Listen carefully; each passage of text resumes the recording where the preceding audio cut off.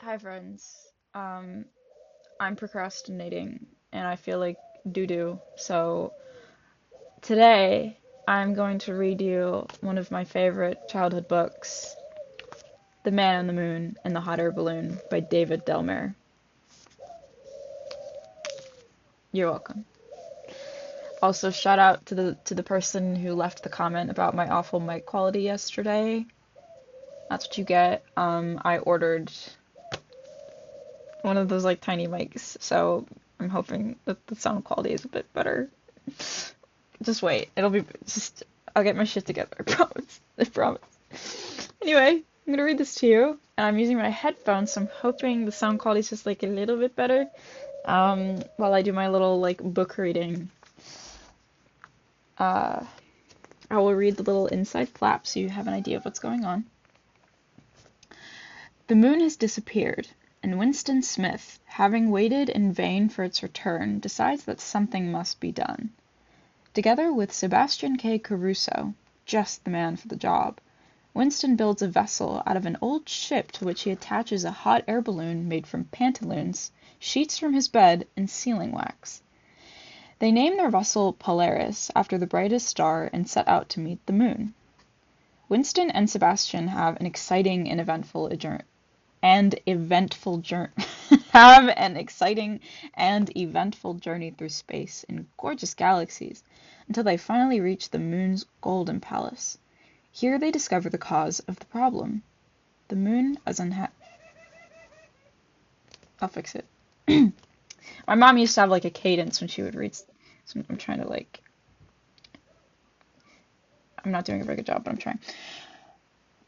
Here they discover the cause of the problem. The moon is unhappy and unloved. They listen to his tale of woe and eventually succeed in cheering him up.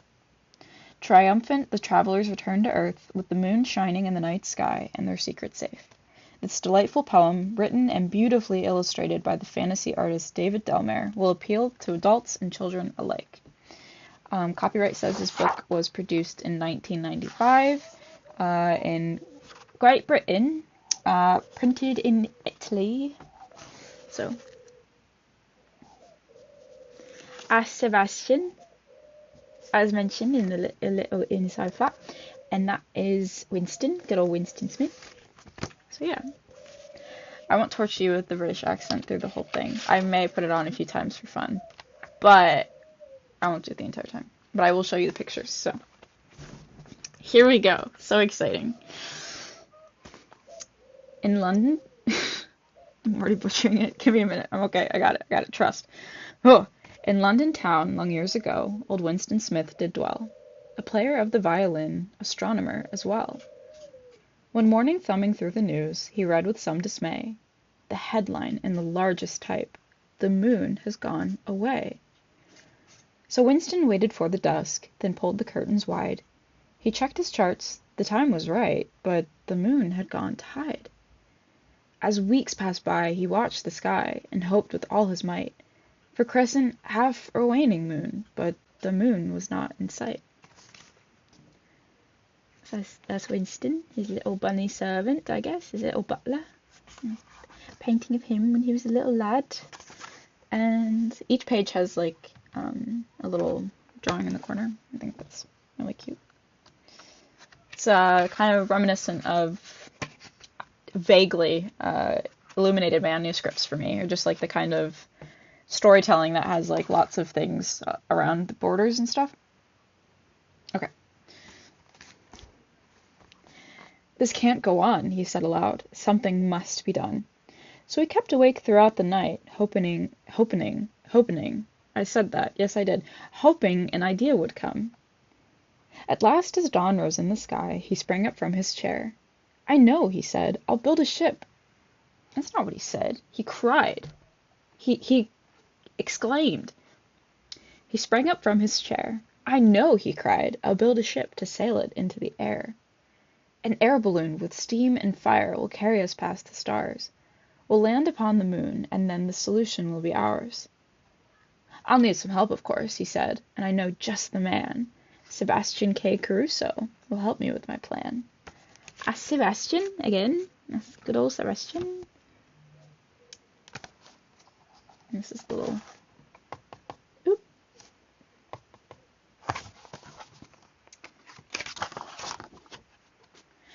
Together working day and night, the vessel for the trip took shape from what was once in part an old abandoned ship. They hammered on a garden shed that came from down the path. They bolted on a steam device that heated Winston's bath. They sewed the mighty air balloon in purples, browns, and reds, with pantaloons and sealing wax and sheets from Winston's bed. The work was finally finished and was such a beautiful sight that they called the ship Polaris after the star with the brightest light. He's sewing his bed sheets together. Well, that sounded more Australian. I don't know. I wish I could do an Australian accent. They're cool. I can't, alas. Cover, sleeves coming off. Okay. The gears were set, the flame was lit, it burned so bright and red. We're off the ground, Sebastian cried. Straight up, full steam ahead. The ship, it creaked and groaned a bit as it rose into the air. It brushed against the tree-tops, making people point and stare. And from a window down below came a harsh, indignant cry. Why do you have to waste your time with ventures in the sky? So the moonlight's gone, don't make a fuss. Nobody really cares. There's nothing magic about the moon. It's just a big rock in the air. And there's the naysayer. And he's a bull. Bully. Yeah. Whatever. The adventurers took no notice. They had better things to do. They checked their map and compass and tightened a rope or two. Sebastian climbed the rigging, charting out the course proposed. The earth below, all wrapped in clouds, grew smaller as they rose. As Winston occupied himself with charts and maps galore, a whoosh was heard. It sounded like a mighty ocean roar. He stood and... gleam off of, the light. It's, hard to read. He stood and leaned out over the rail and saw, as though in a race, a meteor go speeding by, which knocked him into space. It's Winston before he gets knocked into space. Little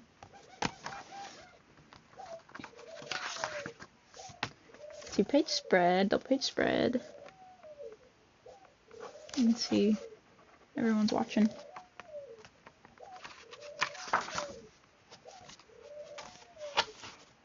Poor Winston tumbled down and down. His feet flew by his face. His glasses and his hat passed by like runners in a race. His tummy became queasy. He was sure he lost a shoe. And from far above, Sebastian was fading out of view. And looking down as he tumbled and turned, he saw a gleam amidst the blackness. "Aha!" he cried. "I can save myself, if I'm bold, but not too reckless." He stretched as far as he could stretch, but which wasn't very far, but luck was his, and he found that he was hanging from a star.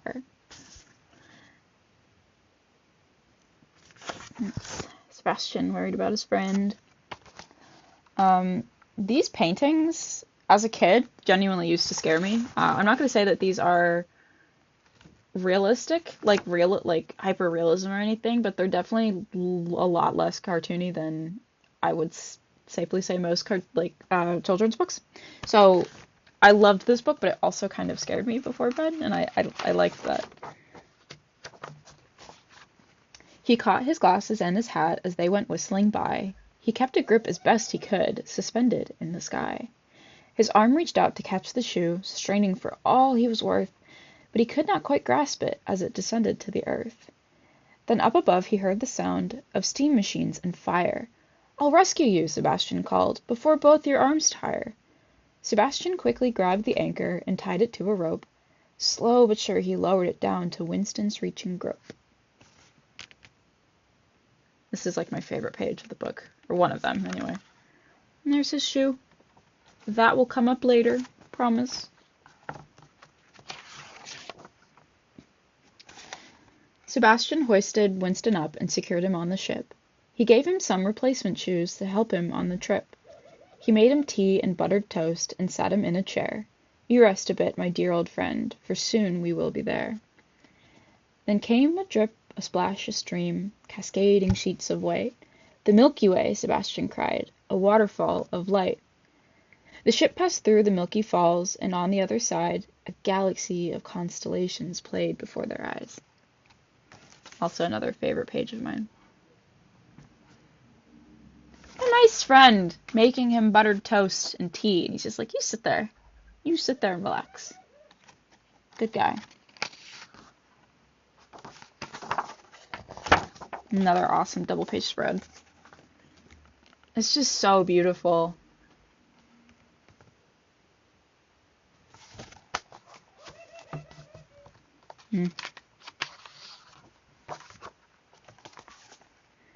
We're near the moon, Sebastian said. It's very close, I know.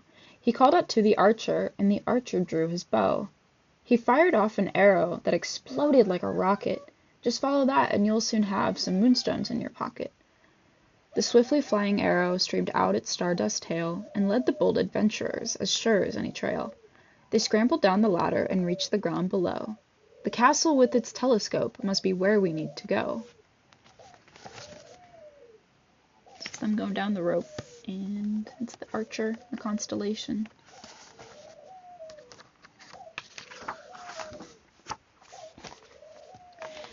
They entered through the grandest arch with cherubs carved in stone. Said Winston rather nervously, "Perhaps there's no one home."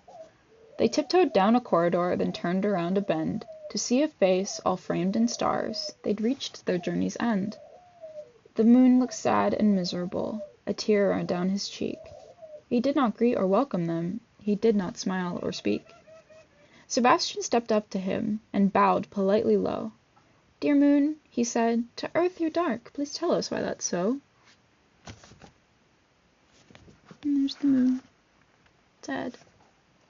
This is what I mean by the paintings kind of have like a uncanny feeling to them. The moon. Man and the moon spoke quietly. They listened with delight. For earth the moon no longer is a grand and wondrous sight.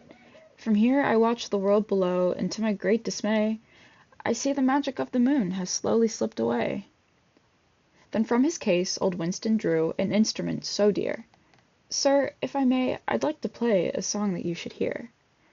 So Winston played the man a song written about the moon. The moon began to beam with light. He really loved the tune.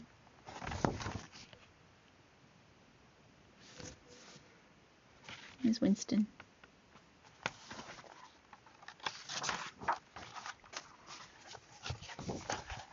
If the beauty of that splendid song by moonlight was inspired, then in my heart I feel quite sure moonlight must be required. Those were the last words that they heard, and as they left the ground, the moon burst into glorious light that shimmered all around. The page one story printed bold read, "The moon's light has returned." The two explorers, no one else, knew why the moonlight burned. But the story Winston most enjoyed, which brought a smile to his face, was "A bull reports being hit by a shoe from outer space." So there's them coming home on the island. And as I said, the shoe would make a return. He's not dead, he just has a concussion. I'm getting hit in the head by a shoe from space. Yeah, so... Oh, interesting. Okay, so I feel like I already said this, that the book was made in Great Britain. It was printed in Italy, and you can see here it says David Delmare was born in Leicester? Not Lancaster, but it's Leicester, and now lives in Portland, Oregon, USA. He has illustrated a number of children's books, including The Nutcracker, The 12 Days of Christmas, and The Steadfast Tin Soldier. Recently, he has written and illustrated his own stories in The Christmas Secret and his very original version of Cinderella. Delmare's most recent book, Mermaids and Magic Shows, is a retrospective of his work and was published by Paper Tiger in 1994. He has also illustrated album covers, a card series, and calendars. His work is exhibited throughout Western America. So... yeah, I hope you have a great day, great evening. I did not plan for this to be 15 minutes long of me reading a book from my childhood, but here we are. Yeah. Bye.